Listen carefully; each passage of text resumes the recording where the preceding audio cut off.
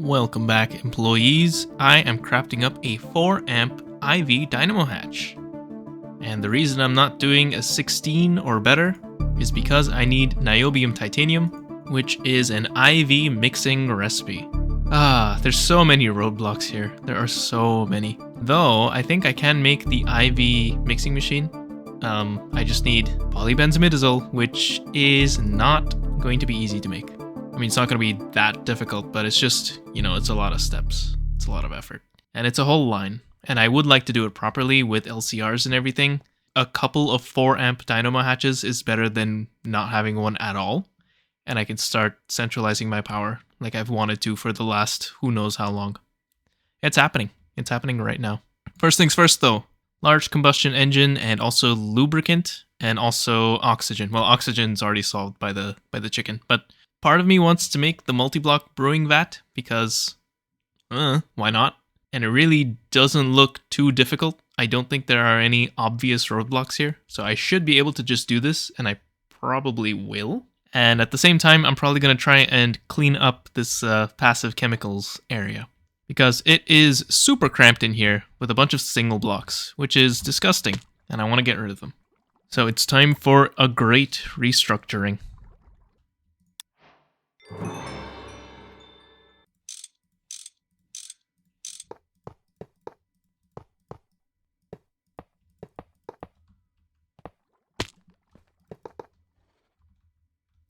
Oh yes, look at this. Nice, super nice. And the combustion engine intake casings are spinning. This looks really cool. I like this a lot. So all I've done here is I've set up some ME input hatches, and I'm stocking nitrodiesel, lubricant, and oxygen. So this is boosted, this is going, this is great.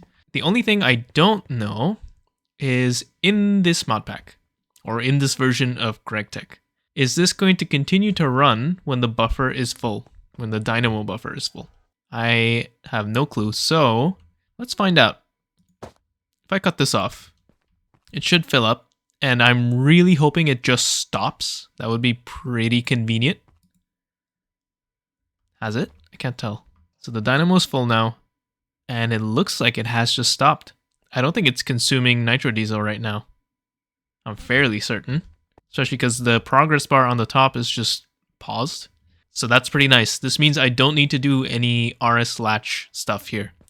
Because once my LSC is full, or my, I keep calling it, once my power substation is full, it should stop requesting power. And so the buffer is going to fill up, and then this is just going to stop itself. And it seems like there's no spin up time. Let me turn this off and on. Yeah, there's no spin up time. It's just instantly going at max speed. So I have 3/4 of an amp of LUV being generated by these combustion engines. That's pretty nice. Now I can start wiring things up, and I can probably get rid of these fluid transfer nodes and this ender tank that I've been using for power around the base. And I can finally get rid of all these combustion gens and recycle them in the arc furnace. Oh, that's going to be so much stainless steel refunded to me. That's great. Funny thing is, I probably could have just gone straight to the extreme combustion engines because it's all IV parts and tungsten steel. This is super doable, and it just needs liquid oxygen. I could either vacuum freeze it for 460,000 EU per liter of oxygen, or I could do this. It uses 10 times as much oxygen, but it uses a lot less energy, and I think this is probably better. And I imagine it also scales better because I can do this in an LCR. So I'm probably going to go with this route. The only question is, will my oxygen supply keep up? And I think it will because it's only 80 liters per second. Well, maybe that's a lot. I don't know. Each extreme combustion engine makes a full amp of LUV, which is pretty nice. That's more than all 4 of these combined. That's for later. For now, I'm going to continue my cleanup operation. Just cleaned up my polyethylene setup. It's now in an LCR, which is nice. I do need to clean up my polytetrafluoroethylene and also set up PVC more properly. I think I have it patterned, maybe? I don't really remember. One thing that is starting to be annoying is having to run back and forth to the terminal to pick up items. But I could totally make a wireless terminal. This is absolutely doable. In fact, I may as well make a wireless crafting terminal. I don't think there is a universal terminal, unfortunately, but crafting should be good enough. Majorly cleaned this place up. It's not done yet, but All the stuff that used to be here has been condensed down into 6 LCRs. I still need to migrate this part of the setup, the appetite chicken making chlorine. This is my chlorine source. But I'm running into hydrogen supply issues, and this measly HV chem reactor is not able to keep up. Not at all. I think this needs to be an LCR. I'm probably just gonna plop it down somewhere here, maybe. Or maybe I'll dig that way some more. That might be better. The chicken room also needs some upgrades. As for the passive chemicals room here, I'm going to move this somewhere else, but I haven't decided where. And then I'm going to extend the wall this way, and I'm going to do PBI, polybenzazole, over here. It's kind of long, actually. It's more than 2 LCRs, so I think dedicating a space for it is probably a good idea.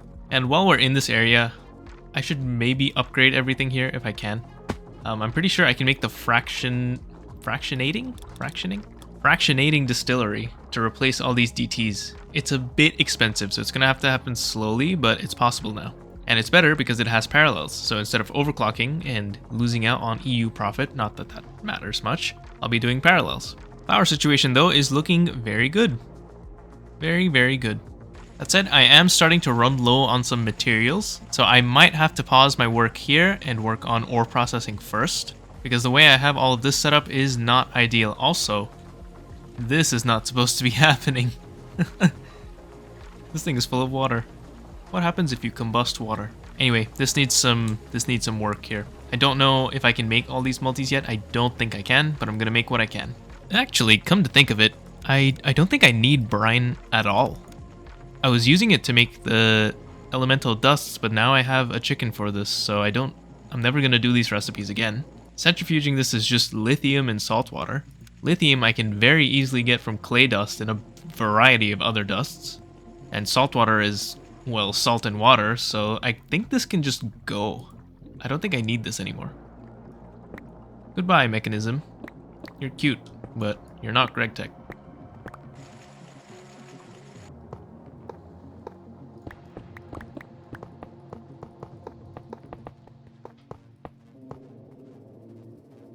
Alright, multi-block macerator, and look at this animation. It's kind of cool.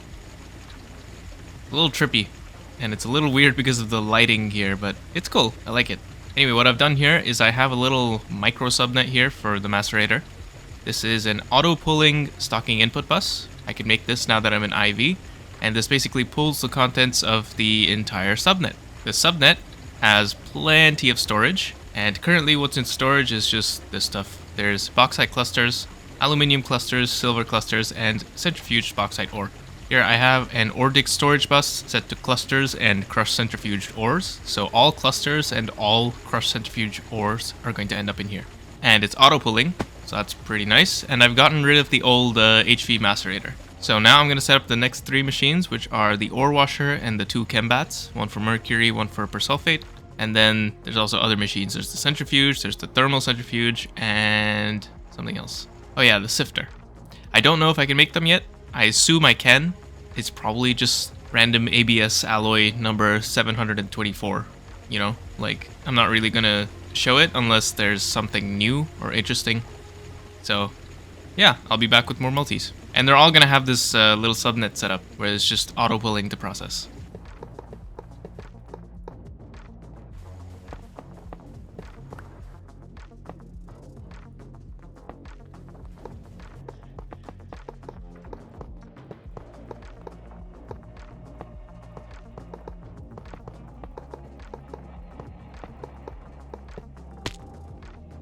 Well, that's basic ore processing done.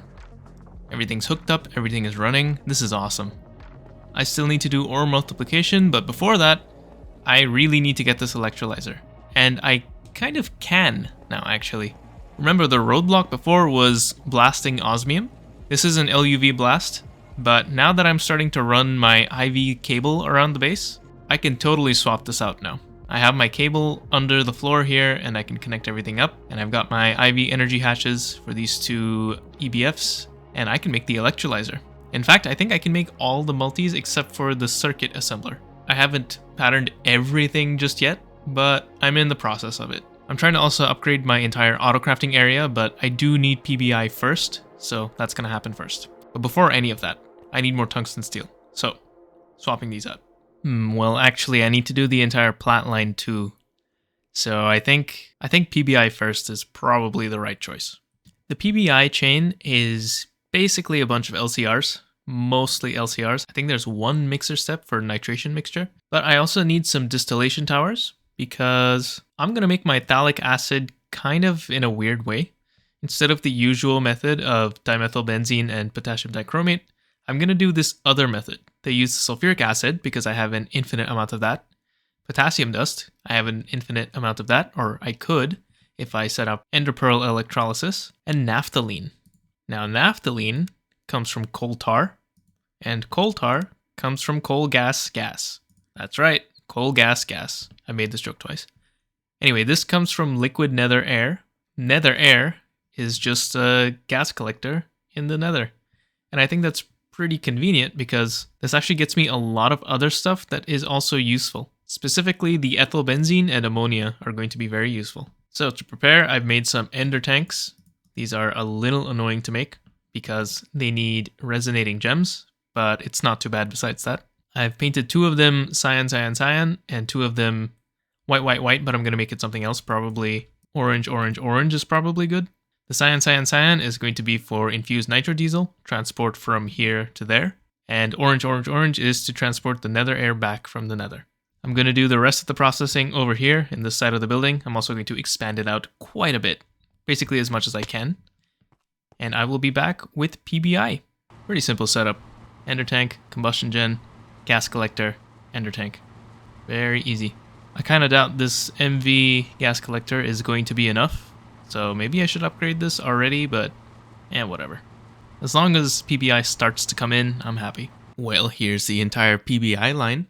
I don't think it's really worth me explaining every single step here, but the most novel part, I guess, is the nether air, which I showed before. And that just happens over here. So I freeze it, I distill it, and then a bunch of LCRs. And all the way on the side, there's a mixer, but I'm going to swap this out for a multi-block mixer at some point. Maybe? I don't know. I mean, I don't know. Do I even need to? Anyway, this is PBI coming in, and a lot of other stuff too. I made some really big buffers for the byproducts because I don't want this to back up.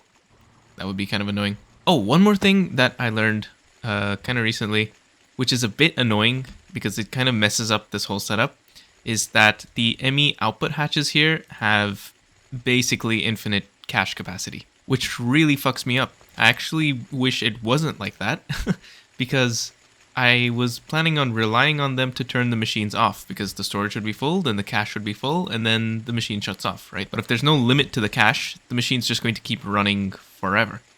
And that's just kind of annoying because it's going to use all my resources, right? So I kind of have to do some level emitting bullshit, which is not fun. I mean, whatever. I'll do it when I feel like it.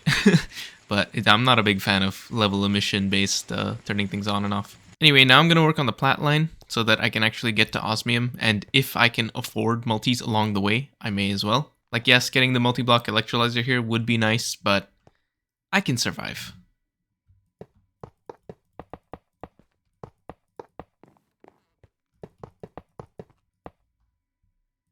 Yeah, actually I couldn't survive. I really needed this thing. So it's here. Which means I have osmium, which I got from this distillation tower, and I added a couple centrifuges. There's still some more stuff I need to add, but everything is functional now, so there's that. I decided to remove one of the centrifuge spots and just share it with this centrifuge. So the platinum sludge residue and the iridium metal residue both get processed by the same centrifuge, and that's been fine. In addition to that, I have slowly started making all the multis required to replace this whole auto-crafting area with multi-blocks. But a lot of them need neodymium, which as far as I can tell, I need monazite or bastnasite to get, or neodymium ore itself. And all 3 of these things spawn in Aurelia. So if I want to really finish off this multi-block revolution, I need to go to Aurelia first. And to be honest, that's probably fine. To get there, I need osmiridium, which I can do now. I need red matter, which I'm pretty sure I can do now. And I need Gaia spirit. Okay. This is going to be a bit annoying, but we'll do that. I've also crafted up some HSSG coils really quick. just because I know I'm going to need them soon, so I just made them anyway. I'm going to swap out the ABS coils and my double EBF coils here. And next time, we'll look into going to Aurelia, which probably means Gaia Guardian. Fun. See you then.